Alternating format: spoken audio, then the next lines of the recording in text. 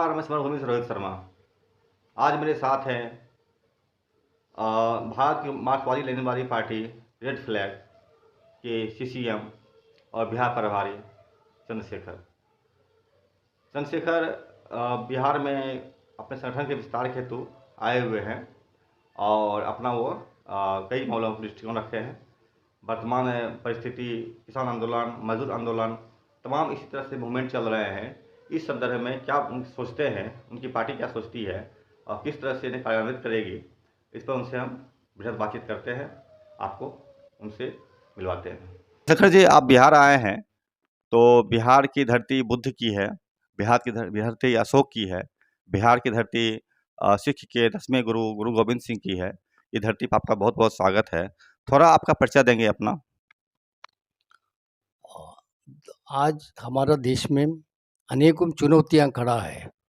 एक तरफ कॉरपोरेट राज अपना लूट बढ़ाते हुए मजदूर, किसान, मध्यम वर्ग, छोटे कारोबारी का खिलाफ हमला कर रहे हैं और उन्होंने पैसा दे के और टीवी द्वारा प्रचार कर, खुद का टीवी द्वारा प्रचार करते हुए ये फांसीवादी हिंदुत्ववादी राजनीति को खड़ा कर रहे हैं, संघ परिवार को खड़ा कर रहे हैं और उनका मार्फत सामाजिक उत्पीड़न बढ़ा रहा है। दलितों का, स्त्रियों का, धार्मिक अल्पसंख्यकों को, सब उनका जनवादी हकों को हनन करते हुए उनको भयभीत बनाने का और सभी हिंदू सहित सबको भयभीत बना के कॉरपोरेट राज के लिए तैयार करने वाला एक वातावरण है, जिसका खिलाफ सभी जनता लड़ाई में है। आज किसान आंदोलन तेज हो रहा है, मजदूर आंदोलन भी सभी यूनियन एक साथ आके लड़ने का कोशिश कर रहा है और ऐसे समय पे विद्यार्थी, युवक, स्त्री आंदोलन, दलित,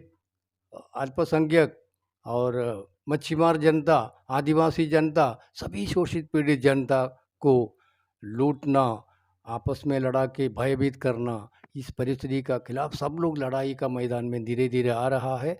इनको इकट्ठा करते हुए आज़ादी का समय का जो देशव्यापी आंदोलन जैसे आंदोलन खड़ा करते हुए नव भारत बनाने का दिशा में लेके जाना, यही हमारा जिम्मेदारी का रूप में हम समझता है। उसी संदर्भ पे बिहार में भी यहाँ आके सभी प्रगतिशील जनता को हमको इकट्ठा करने के लिए कम्युनिस्टों को एक हमारा पार्टी का विस्तार यहाँ करने का हमारा प्रयास है और हम आगे चल के सभी कम्युनिस्टों का और अन्य प्रगतिशील ताकतों को इकट्ठा करके उनका मदद से ही विशाल जनता को इकट्ठा करके नया बिहार और नया भारत बना पाएगा। ये चंद्रशेखर जी, आपने बहुत ही विस्तार से बताया चीज़ों को। आप मार्क्सवादी हैं, लेकिन ये मार्क्स ने कहा था कि दुनिया के मजदूरों एक हो, उन्होंने मजदूर को एकजुट किया था। लेकिन भारत में किसान आंदोलन चल रहे हैं और बड़े बहुत ही भयानक तौर पर दमन का भी वो सामना कर रहे हैं। तो फिर क्या आपके विचार से ये अंतर नहीं है कि वहाँ मजदूरों की बात करने वाले मार्क्स यहाँ किसान की मामला में आप लोग हस्तक्षेप कर रहे हैं? मार्क्स का ज़माने में पश्चिमी यूरोप का मजदूर वर्ग का संदर्भ पे ये नारा आया था। उस समय पूंजीवाद पश्चिम यूरोप में शुरू होके तो पूरा दुनिया का हर देश में पूंजीवाद फैलाएगा, सभी देश पूंजीवादी बन जाएगा, तो स्वाभाविक रूप से मजदूर वर्ग और मालिक वर्ग आपस में आएगा। इसका खिलाफ मजदूर, दुनिया के मजदूरों एक हो, ये नारा खड़ा हुआ था। लेकिन इतिहास आगे चलकर पूंजीवाद विकसित होकर साम्राज्यवाद बन गया और कुछ संपन्न साम्राज्यवादी देश पूरा दुनिया को लूटने का प्रक्रिया बढ़ा दिया है और जो भी पीड़ित शोषित देश है या गुलाम देश है, भारत जैसे अनेकों आर्थिक उपनिवेशिक और पूर्ण उपनिवेशिक वगैरह गुलाम देश था, वहाँ का पूंजीवाद का विकास को रोकते हुए अपना इजारेदारी गरीब देशों को ऊपर लादते हुए दुनिया को लूटने का साम्राज्यवादी व्यवस्था में बदल गया। साम्राज्यवादी व्यवस्था पूंजी और जमींदारी ये सब प्रथा मिलते हुए, सामंतवाद मिलते हुए दुनिया को लूटने का एक संयुक्त लुटेरू व्यवस्था बन गया था। इसके लिए मजदूर वर्ग अकेला इसका सामना नहीं कर सकते। मजदूर वर्ग, उत्पीड़ित राष्ट्र, उत्पीड़ित जनता सब इकट्ठा होते हुए नया दुनिया के लिए लड़ना चाहिए। इसलिए मजदूर वर्ग को इकट्ठा करने का नारे का साथ साथ पीड़ित जनता को भी इकट्ठा करने का दृष्टिकोण पेश करते हुए लेनिन एक विश्व क्रांति का एक मार्गदर्शन, विश्व जनता को एक रास्ता बताया है। उसका आधार पर आज आज भी साम्राज्यवाद कायम है। आज 1991 का बाद भारत जैसे तमाम गरीब देशों को IMF, विश्व बैंक, WTO का नेतृत्व में लूटा जा रहा है। हमारा देश का सरकार को भी आज़ादी को ख़त्म कर रहा है। सभी गरीब देशों का सरकार का आज़ादी भी ख़त्म हो रहा है। यहाँ फांसीवाद को इस्तेमाल करके जनवाद भी ख़त्म हो रहा है। ऐसे समय पे फांसीवाद, कॉरपोरेट लूट और फांसीवादी उत्पीड़न का खिलाफ मजदूर वर्ग पीड़ित है, किसान वर्ग पीड़ित है, मध्यम वर्ग और सभी विविध विभाग का जनता पीड़ित है। इनको सबको इकट्ठा करते हुए और एक नवभारत के लिए लड़ना, यही मार्क्सवादी लेनिनवादी दृष्टिकोण का वैज्ञानिक तरीका है। देश काल परिस्थिति के अनुसार मार्क्सवाद विकसित होते रहता है। तो 100 साल पहले का हमारा नारा आज विकसित होकर सभी शोषित पीड़ितों को दिशा देने वाला एक सपना बन गया है। यही मार्क्सवादी लेनिनवादी दृष्टिकोण है। यही वैज्ञानिक समाज का विकास का वैज्ञानिक दृष्टिकोण है। चंद्रशेखर जी, अभी भारत में जो किसान आंदोलन चल रहा है, बड़े पंजाब से शुरू हुआ है, हरियाणा भी है और अभी तो SKM जो संयुक्त किसान मोर्चा रहा है, इसने भी 14 मार्च को दिल्ली चलो का आह्वान किया है। तो इन तमाम मूवमेंट को आप किस तरह से देखते हैं? ये जो किसान आंदोलन का पीछे का कारण मुख्य रूप से खेती क्षेत्र में कॉरपोरेटों का लूट बढ़ाने के लिए मोदी सरकार द्वारा 3 कानून लाया था। इसका खिलाफ देशव्यापी किसानों का विरोध भी हुआ। 13 महीना लड़ते हुए सरकार को पीछे हटने को मजबूर किया है। अभी भी उस समय जो सरकार वादा दिया था किसान को राहत देने के लिए, वो MSP कानून बनाने के लिए और पुलिस केस वगैरह वापस लेने के लिए और लखीमपुर खीरी में जो किसानों को कुचल डाला है उनको जेल में डालने के लिए, मंत्री को बर्खास्त कराने के लिए, तो ये सब मांगों को वादा देने का बाद भी वो वादा खिलाफी कर दिया है। तो ये जनता से ये गद्दारी है। एक सब अलग अलग वादा हम देखा है मोदी सरकार द्वारा। 15 लाख का सवाल हो, 2 करोड़ हर साल नौकरी देने का सवाल हो, हर विषय पे जनता से जो भी वादा दिया है सब वादा खिलाफी हो गया है। लेकिन कॉरपोरेटों के लिए जो जो वादा दिया था वो सब पाला है। तो इस तरीके से कॉरपोरेट परस्त मोदी सरकार का खिलाफ किसानों का विरोध है। ये किसानों ने अपना वादा खिलाफी का खिलाफ फिर लड़ाई शुरू किया है और उसको एक अन्य देश का सैनिक को कुचलने का ढंग से इतना जंगली तरीके से या क्रूर तरीके से, गैर इंसानियत से ये सरकार, जो जनता का बेल पर वोट पर आया हुआ सरकार जनता को कैसे कुचल रहा है, उसका एक अच्छा नमूना है ये मोदी और खट्टर सरकार किसानों को दबाने का कोशिश कर रहा है। इसका खिलाफ सभी किसान संगठन अभी एक साथ आया है। ये चंद्रशेखर जी, मेरा एक सवाल रहेगा कि मोदी सरकार या भाजपा गवर्नमेंट के कहना है कि ये जो किसान हैं जो हरियाणा पंजाब में लड़ रहे हैं या पश्चिमी UP से जो लोग लड़ रहे हैं, ये लोग भड़काए हुए हैं, नकली किसान हैं। अगर और शुद्ध भाषा में कहें हम भाजपा के शब्दों में अगर, तो ये आतंकवादी हैं या देशद्रोही हैं या खालिस्तानी हैं या मुफ्तखोर हैं, इस टाइप से। असली किसान तो बिहार में है, जहाँ के किसान अपना काम कर रहा है, कहीं मूवमेंट नहीं करता है, आराम से रहता है, जीता है, खाता है। तो ये किसान को असली नकली किसान जो हैं, जो लड़ रहे हैं, उनकी बात सरकार क्यों सुने? असली किसान की बात क्यों नहीं सुने जो बिहार में मौजूद हैं? तो सरकार सभी किसानों को अलग अलग हिस्से में बांटते हुए एक हिस्से का किसान को दबाने के लिए दूसरा किसान का परिस्थिति को इस्तेमाल कर रहा है। जबकि ये जो भारत में हरित क्रांति पंजाब हरियाणा से शुरू होकर पश्चिम UP तक विकसित हुआ था। हरित क्रांति आज संकट का सामना कर रहा है। हरित क्रांति सरकारी अनुदान से और मंडी व्यवस्था से मजबूत हुआ था। ये आज सरकार का मदद पीछे हटा दिया है और मंडी व्यवस्था को ख़त्म करने का कोशिश कर रहे हैं। तो वहीं का किसान को ये उनका खिलाफ सीधा हमला है, इसलिए वो MSP के लिए लड़ना उनके लिए मजबूरी है। तो उनको जीने मरने का लड़ाई है, ये असली किसानों का लड़ाई है। लेकिन हरित क्रांति बाकी भारत में ज़्यादा फैला नहीं था उसी रूप में, इसलिए वो हरित क्रांति का संकट का रूप में बाकी जगह ये मामला आया नहीं है, इसलिए वहाँ का किसान पंजाब, हरियाणा, पश्चिमी यूपी का किसान जैसे लड़ नहीं रहा है और उनका मांग अलग है। अलग मांगों को लेके अलग-अलग राज्यों में अलग-अलग छोटा-छोटा संघर्ष खड़ा हो रहा है। ये आगे चलकर जैसे पंजाब वगैरह का आंदोलन है, उसी रूप में पूरा भारत व्यापी आंदोलन किसानों का खड़ा रहने वाला है आने वाला 5 साल में। तो स्वाभाविक रूप से किसानों को आज किसान आंदोलन का अलग-अलग इलाकेवार फ़र्क को देखते हुए किसानों को विभाजित करके एक का खिलाफ दूसरा किसान को इस्तेमाल करने का ये कोशिश है। ये गद्दार लोगों का, देशद्रोहियों का कोशिश है। ये लड़ने वालों को देशद्रोही वगैरह घोषित करना, आतंकवादी घोषित करना, असली में सरकार खुद का आतंकवाद को, खुद का देशद्रोही चरित्र को छुपाने का कोशिश कर रहा है। इस देश को विदेशी कंपनियों को बेचकर हमारा खेती को लूटने के लिए विदेशी कंपनियों को स्वागत करने वाला देशद्रोही सरकार आज राज कर रहा है। आज़ादी संग्राम से हम जो भी विदेशी कंपनियों को लूट को नियंत्रण किया था, उसको ख़त्म करते हुए विदेशी कंपनियों को ज़्यादा स्वागत करते हुए इस देश को लुटाने वाला एक सरकार है। तो आज़ादी संग्राम से गद्दारी करने वाला ये सरकार है, मोदी सरकार है। जनता से गद्दारी करने वाला ये मोदी सरकार है। तो ये किसानों को नकली किसान बता के भटकाया हुआ किसान बताना ये गलत है। राजनीति, मोदी सरकार का राजनीति भटकाया हुआ है। ये देश हित का नहीं है, दीर्घकालीन रूप में देश को गुलाम बनाते जाने वाला आर्थिक नीति है और जनता को कुचलने वाला, दबाने वाला और कॉरपोरेट का लूट बढ़ाने वाला जनद्रोही साबित होने वाला है।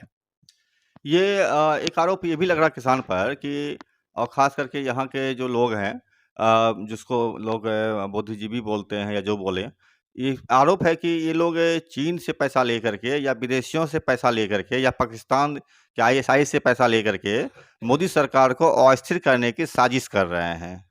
इस पर कितना दावा है?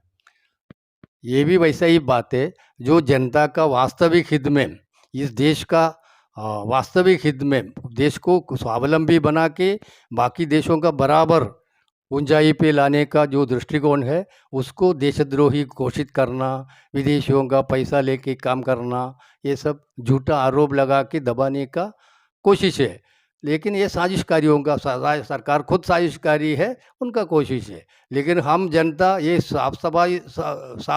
स्पष्ट रूप से समझना चाहिए कि भारत का कम्युनिस्ट आंदोलन यहाँ का जनता का, किसान, मजदूर, उनका चंदे से खड़ा हुआ था और यहाँ का गरीब जनता को इकट्ठा करके एक उनका मुक्ति और भारत का आज़ादी के लिए कम्युनिस्टों ने लड़ाई लड़कर यहाँ कांग्रेस का बाद 1947 आते कम्युनिस्ट पार्टी भारत का दूसरा नंबर का बड़ा पार्टी बन गया था। ये जनता का बल पर, जनता का सहारे, जनता का चंदा से खड़ा हुआ जनता का नेता था, त्यागी था। एक त्याग का एक उदाहरण था कम्युनिस्ट आंदोलन का नेता लोग। तो ये परंपरा आज भी रहा है, इसलिए ये एकदम जनता को भटकाने वाला, जनता को झूठा बता के साजिश करने वाला सरकार का शब्द है। इसको जनता तो तिरस्कार कर देना चाहिए। तिरस्कार कर देना चाहिए। मेरा एक सवाल रहेगा कि जब किसान आंदोलन की बात होती है देश में, तो बैरिकेडिंग और कील ठोकना, भारी पुलिस बल की व्यवस्था करना, तो आखिर किसानों के साथ ही ऐसा क्यों होता है? अनभिज्ञ तबके तो हैं यहाँ पर। किसानों का लड़ाई को सरकार बहुत ज़्यादा डरता है। किसान का ताकत बहुत बड़ा है और संगठित ताकत से लगातार 1 साल 2 साल ऐसे लंबा लड़ने का ताकत रखता है। इसलिए सरकार जैसे दुश्मन को से बर्ताव करते हैं, अमानवीय तरीके से उनको कुचलने को, उनको रोकने को, उनको गलत ढंग से नंगा करने का कोशिश वगैरह करते हुए ये सरकार खुद नंगा हो रहा है जनता का सामने। पूरा देश का 140 करोड़ जनता का सामने किसानों को ऊपर बर्बर अत्याचार करने वाला ये सरकार, इसको जनपक्ष का सरकार कोई समझेगा? ये जनद्रोहियों के जो लुटेरू लोग हैं, देशी कॉरपोरेट और विदेशी कॉरपोरेट, उनका दलाल लोग हैं, ये जनता का नज़र पे स्पष्ट सामने दिखता है। इतना ही नहीं है, ये जो संघ परिवार का सोच है, अंग्रेज़ों का ज़माने में अंग्रेज़ों के लिए काम करना, मुस्लिम लीग, हिंदू महासभा और ये आरएसएस अंग्रेजों का मुखबिर जैसे काम करते हुए आज़ादी संग्राम में तोड़फोड़ करके जनता को हिंदू मुस्लिम में आपस में लड़ा के आज़ादी संग्राम को ख़त्म करने के लिए ये अंग्रेजों का हथकंडा था, अंग्रेजों का हाथ का खिलौना मात्र था। इसलिए ऐसे उस समय भी 47 का पहले भी देशद्रोही परंपरा रहा है इनका। आज भी जनता को धर्म जाति भाषा का नाम पर आपस में लड़ा के कॉरपोरेटों से लुटाने वाला जनद्रोही देशद्रोही चरित्र आज भी उनका स्पष्ट है। चरित्र स्पष्ट है। मेरा मेरा एक सवाल रहेगा कि ये देश राम का है, राम इस देश के पुरखा हैं और राम का मंदिर बन गया, तकलीफ क्या है? राम का मंदिर बनने से, हजारों मंदिर बनने से भी किसी को कोई तकलीफ होना नहीं चाहिए। इस देश का जनता को जो विश्वास है, अलग अलग धर्मों में विश्वास करने का हक होता है, उनका धर्म का अनुसार उनको पूजा पाठ मंदिर बनाना गलत नहीं है, लेकिन एक मस्जिद तोड़ के उधर मंदिर बनाना, ये हमारा देश का हिंदू लोग भी दिल से मान नहीं सकता है। या मंदिर तोड़ के मस्जिद बनाना, वो मुस्लिम भी, साधारण मुस्लिम भी ये मान नहीं सकता है। ये एक बात हो गया। लेकिन अभी जो राम मंदिर बना के एक करना, ये राम को राजनीति के लिए इस्तेमाल करना है। हिंदू भगवानों को, हिंदू जनता का भावनाओं को अपना स्वार्थ में इस्तेमाल करने वाला जो हिंदू धर्म को हाईजैक करने का जो काम कर रहा है, ये हिंदू धर्म का विनाश का तरफ है। हिंदू धर्म एक बाकी जनता का साथ मिलजुल के यहाँ हजारों साल से जी रहा था। धर्म का नाम पे जनता का बीच में कोई आपस में लड़ाई मारकाट उन्माद हुआ नहीं था। अंग्रेज लोग आने का बाद यहाँ हिंदू मुस्लिम का आपस में विरोध करने वाला राजनीति खड़ा किया था आज़ादी संग्राम को रोकने के लिए। अभी 1991 से नई आर्थिक नीति आने का बाद 92 से बाबरी मस्जिद तोड़ते हुए फिर हिंदू मुस्लिम को आपस में लड़ा रहा है। ये नई आर्थिक नीति को लागू करने के लिए देशद्रोही, देश भारत को लूटने वाला नई आर्थिक नीति को लागू करने के लिए विदेशी कंपनियों के लिए G7, IMF, world bank, WTO का हित में यहाँ को जनता को विभाजित करके भयभीत बनाने के लिए ये हिंदुत्ववाद खड़ा कर रहे हैं। ये हिंदुत्ववाद हिंदू धर्म नहीं है, हिंदू धर्म को भी विनाश करने वाला, हिंदू धर्म को भी अपना स्वार्थ में, राजनीतिक स्वार्थ में इस्तेमाल, कॉरपोरेट को स्वार्थ में इस्तेमाल करने वाला एक दृष्टिकोण है। और ये दृष्टिकोण का अनुसार अगला चुनाव में जीतने के लिए भगवान राम जी को भी गलत ढंग से ये लोग इस्तेमाल कर रहा है। ये हिंदू जनता का असली भावनाओं का खिलाफ का खिलवाड़ है और जनता का सपनों को झूठा आश्वासन देते हुए कॉरपोरेट का लूट के लिए हिंदू धर्म का भावनाओं को इस्तेमाल करने वाला तरीका है। और मोदी अपना राज को कायम रखने के लिए हिंदू धर्म को और राम जी को इस्तेमाल करना ये दुरुपयोग है, ये गलत है, ये मानवीय सब अच्छे गुणों का खिलाफ है। ये भाजपा का कहना है कि राम मंदिर बनने से आपका इलाज में आपको भगवान राम इलाज कर देंगे, आपको स्कूल की ज़रूरत नहीं पड़ेगी, आपको मेडिकल कॉलेज की ज़रूरत नहीं पड़ेगी, भगवान राम इलाज कर देंगे आपको शायद भूख भी नहीं लगेगी, भगवान राम खा देंगे। और राम राज आज आ गया है, वो कलयुग है ना, सतयुग कलयुग उस टाइप का।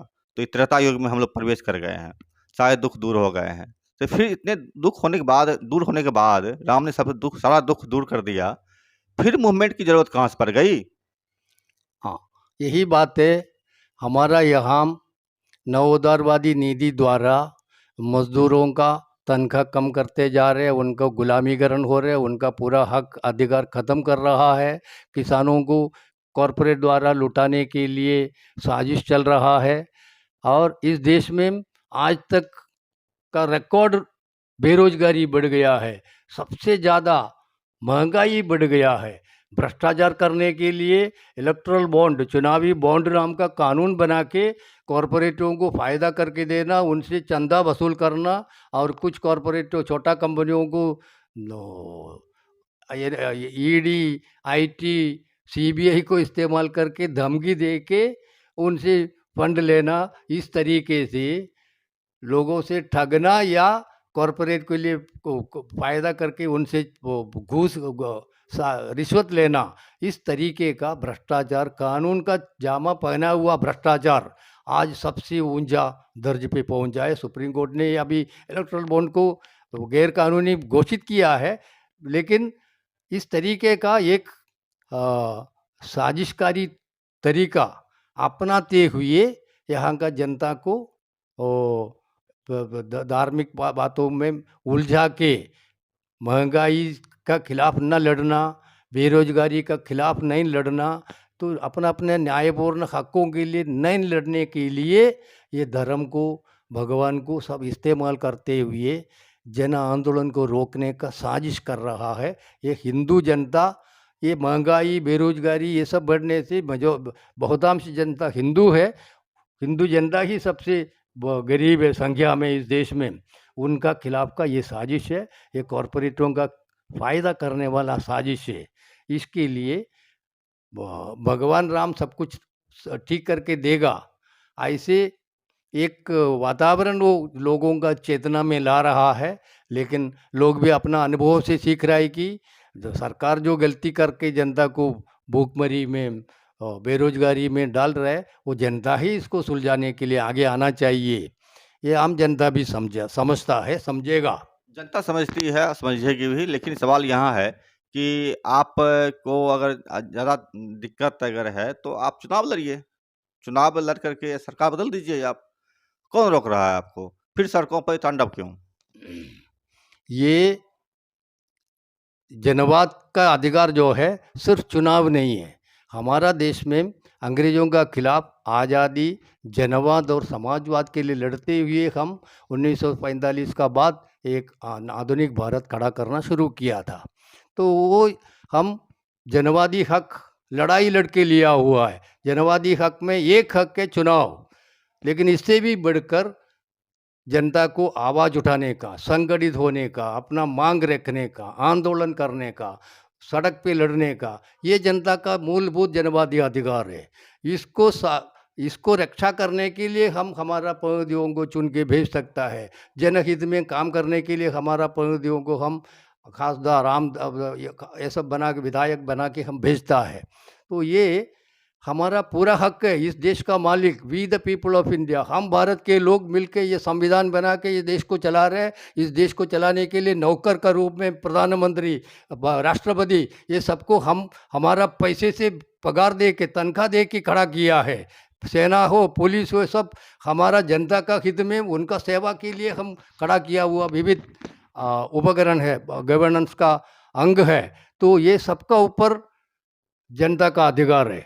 तो जनता का हित में जब सरकार इसका खिलाफ में जा रहा है, हम ये दोनों हथियार इस्तेमाल करेगा। चुनाव द्वारा भी इस सरकार को पराजित करने के लिए सभी विपक्षियों को इकट्ठा करके, और जो चुनाव में खड़ा नहीं है ऐसे पार्टियों हम भी साथ में आते हुए एक विकल्प हमको देना चाहिए जनता को। इस कॉरपोरेट परस्त नीति लागू करने वाला, कॉरपोरेट का दलाल का काम करने वाला मोदी सरकार को हमको हराना चाहिए।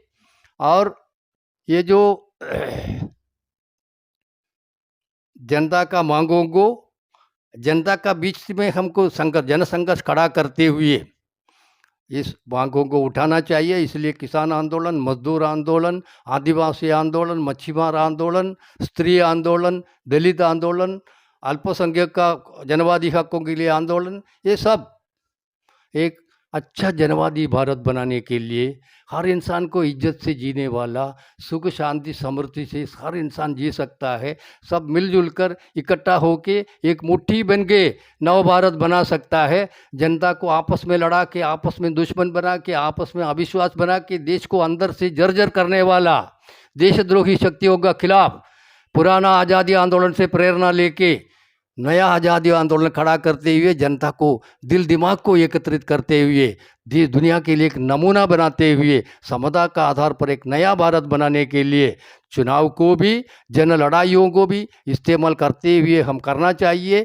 जन संघर्षों द्वारा संगठित जनता का विकास होता है, समझदारी होते, हर किसान, हर मजदूर, हर दलित, हर स्त्री समझदार बन के एक अच्छा नागरिक बनेगा और इस देश का और जिम्मेदार नागरिक बन के खुद का ज़िंदगी, परिवार का ज़िंदगी, समाज का ज़िंदगी, देश का ज़िंदगी, मानव जाति का अच्छा ज़िंदगी ये बन सकता है। इसका रास्ते का नाम है संगठित जन आंदोलन।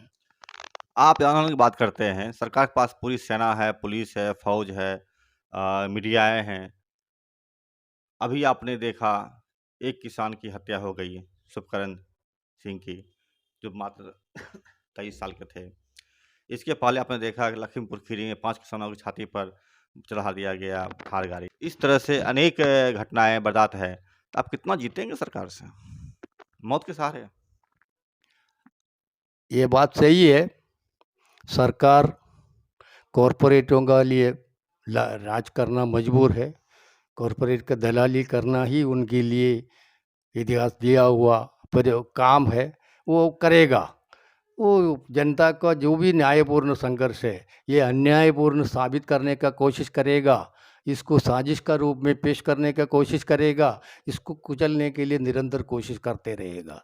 लेकिन जब तक जनता का समस्या ये महंगाई बढ़ते जाएगा, बेरोजगारी बढ़ते जाएगा, आमदनी घटते जाएगा, जीने का रास्ता ये बंद होते जाएगा, मुसीबतें बढ़ते जाएगा, तो जनता भी लड़ने के लिए मजबूर है। कितना भी जनता को कुचलने का कोशिश करेगा तो सरकार को कुचलने के लिए जनता को मजबूरी बढ़ते बढ़ते जाएगा। इसके लिए ये अंग्रेज़ों का ज़माने में भी सरकार, उस समय का सरकार, ये राजाशाही, ज़मींदारी, अंग्रेज़ लोग ये सब मिलजुल के जो सरकार चलाते थे, उसका खिलाफ विविध प्रकार का शोषित जनता लड़ाई लड़ते थे। उस समय भी अलग-अलग समय पे अंग्रेज़ों ने जनता का जननेताओं का हत्या किया है, जनता को कुचला है, गोलीबार किया है, लाठीमार किया है, लेकिन आज़ादी आंदोलन रुका नहीं है। जनवाद के लिए आंदोलन रुका नहीं है। समाजवाद का सपना रुका नहीं है। ये कभी भी जनता को जितना मुसीबतें में डालेगा, उतना जनता उठ खड़ा होगा, उतना बगावत करेगा, उनका हक छीन लेगा। ये इतिहास का, आज तक का इतिहास दिखाया है, आगे का इतिहास भी यही साबित करने वाला है। जागा हुआ जनता हक लेकर रहेगा, कोई ताकत उसको रोक नहीं सकता है, कोई हिटलरशाही रोक नहीं सकता है। हिटलरशाही को भी चकनाचूर करते हुए जनता का राज आएगा, सब जनता समता प्रस्तावित करेगा, नया दुनिया, नया जीवन भारत में भी विश्व में भी खड़ा करते हुए मानव जाति एक बनेगा। समता का आधार पर सभी प्रकार का शोषण उत्पीड़न खत्म करते हुए अफ्रीका से शुरू हुआ मानव जाति दुनिया में आज तक फैल गया, सब जगह फैल गया है। आज तक आपस में मारकाट भी किया है, लेकिन समता का आधार पर मानव जाति अगला 50 साल में एक साथ आने वाला है। ये इतिहास इसके लिए साक्ष्य बनेगा। चंद्रशेखर जी, ये जो किसान मूवमेंट चल रहा है, इस किसान मूवमेंट पर पुलिस जो लगातार हमलावर है, फायरिंग कर रही है, बम गिरा रही है, गोलियां चला रही है या बहुत कुछ कर रही है, तो किसान भी गरीब परिवार से ही आते हैं और किसान के ही बेटे वो सेना में जवान में जो गोली चला रहे हैं वो आते हैं। मुझे याद है वो एक तस्वीर आई थी आज से 2 साल पहले, जब किसान मूवमेंट चल रहा था। एक पिता किसान सामने खड़े थे और उनके बेटे के हाथ में लाठी था और बाप बेटा को सामने खड़ा कर दिया गया था।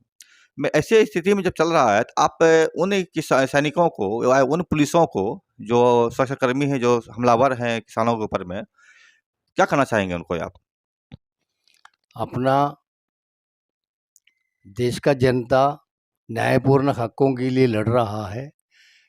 ये सैनिक लोग, पुलिस, जनता से हमदर्द रखना चाहिए।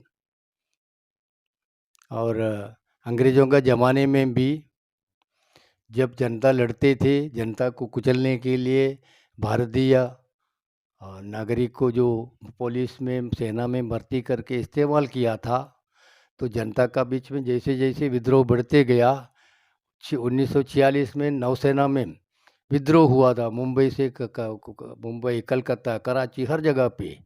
और मेरठ का सैनिकों ने विद्रोह किया था, एयरफोर्स में भी विद्रोह हुआ था। जब जनता का बीच में विद्रोह बढ़ेगा, इसका असर हमारा देश का सेना का अंदर भी होगा और जनता और सेना मिलकर नवा भारत ज़रूर बनाएगा, तो उसका रिहर्सल के रूप में इसको समझना चाहिए। लेकिन सैनिकों से और पुलिस कर्मियों से हमारा अपील है कि ये जनता के लिए ही, जनता का तनख्वाह से, जनता से टैक्स लेके आपको तनख्वाह दिया जा रहा है। आपका ड्यूटी वो जिम्मेदारी सिर्फ सरकार से नहीं है, सरकार भी जनता का नौकर होता है, आप लोग भी नौकर होता है। हम भारत के लोग मिलके संविधान बना के इस देश को चला रहे हैं, तो ये जनता का सार्वभौम देश है। तो जनता का अधिकार, आखिरी अधिकार जनता का हाथ पे है, सरकार या मंत्री या पुलिस का हाथ पे नहीं है। ये सभी नागरिक, सभी अधिकारी, सभी पुलिस और सेना का लोग याद रखना चाहिए।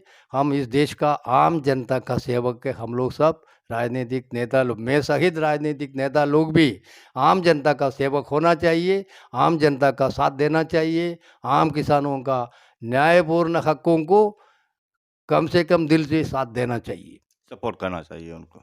ये मेरा अंतिम सवाल आपसे ये होगा, ये अभी 24 का लोकसभा चुनाव होने जा रहा है, जनता से क्या आप चाहेंगे अपेक्षा या अपील करना? जनता का सभी समस्याओं का जड़ कॉरपोरेटों का बढ़ते बढ़ते लूट, उसके लिए मदद करने वाला मोदी सरकार है। इसलिए इस देश का आम जनता और सभी प्रगतिशील ताकतें, सभी विपक्षी पार्टियां, सब लोग मिलजुल के इस सरकार को पराजित करना चाहिए। लुटेरू कॉरपोरेटों को, जनता को लूट के कम समय पे इतना करोड़पति बनने वाला अदानी, अंबानी जैसे जो वो बड़ा बड़ा कॉरपोरेट धनिक ताकतें हैं, इनका मनमानी लूट को रोकना चाहिए। और आने वाला दिनों में जन आंदोलन खड़ा करते हुए, नव भारत बनाते हुए इन कंपनियों का लूट को, विदेशी और देशी कॉरपोरेटों को लूट को हमेशा के लिए ख़त्म करना चाहिए। और इस चुनाव में भाजपा को और एनडीए को पराजित करने के लिए सभी विरोधी ताकतों एक साथ कोशिश करना चाहिए और वहाँ से एक नया युग का हमको शुरू करना चाहिए। चंद्रशेखर जी, इन्होंने अपनी बात को रखा है और इन्होंने इनका स्पष्ट कहना है कि जन आंदोलन ही जीवन की रेखा है, जन आंदोलन ही देश को आज़ादी दिलाया है, जन आंदोलन ही इस देश में नया जीवन भी फूँका है। और यह सरकार जो दमन चला रही है, ये असंवैधानिक है और इसी तरह से करने वाली हर चीज़ें जनता उसके ही खिलाफ जाएगी। 16 के चुनाव के बारे में उनका स्पष्ट कहना है कि भाजपा की मोदी सरकार और उसके जो लघु-भग्गू आपको एनडीए हैं, उनको हराने की कोशिश करनी चाहिए। ये इनका जनता से अपील है। नमस्कार, मैं समरभूमि से रोहित शर्मा। आप मेरे चैनल पर आइए, देखिए, मैं खबरों को पढ़िए और सुनिए, लाइक कीजिए, सब्सक्राइब कीजिए, शेयर कीजिए और कमेंट ज़रूर करें।